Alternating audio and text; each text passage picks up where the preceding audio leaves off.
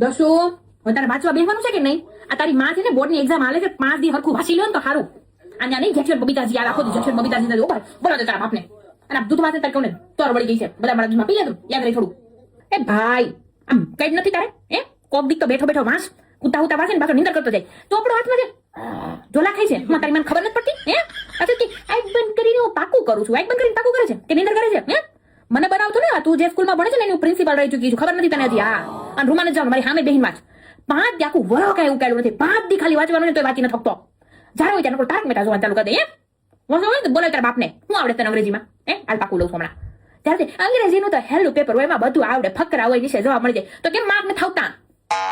આઈ સુબલા આમ આમ આમ ઘર બહાર રમો, કાઢી મૂકે ઉઠી ઉઠી હાલા આવે અહીંયા તે આઈ ઘર બહાર રમો ને. એ મનીષા બેન તમારા છોકરાની પરીક્ષા નથી હે?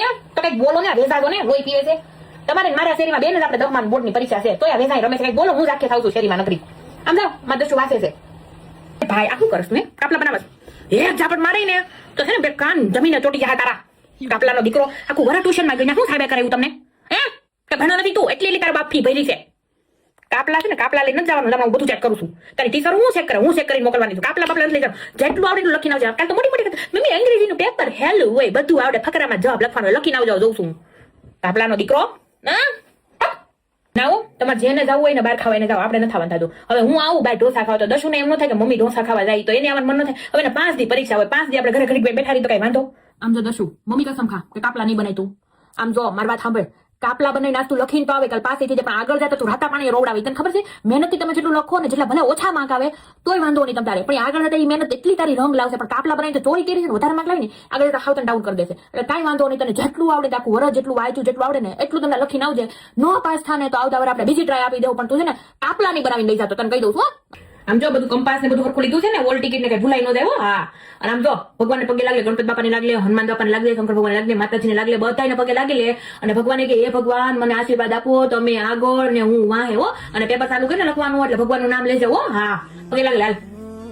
હા સારું લે, સારું આશીર્વાદ છે તને મારા. ને મારા દીકરાનું પેપર છે ને બહુ સારું જાય. તમે જો ભગવાનનું નામ લઈને પેપર લખજો એટલે તો અંગ્રેજીનું પેપર સાકા જેવું ન થાય ને તો તારી મારું નામ બદલી નાખજો તમે તું. હા હો.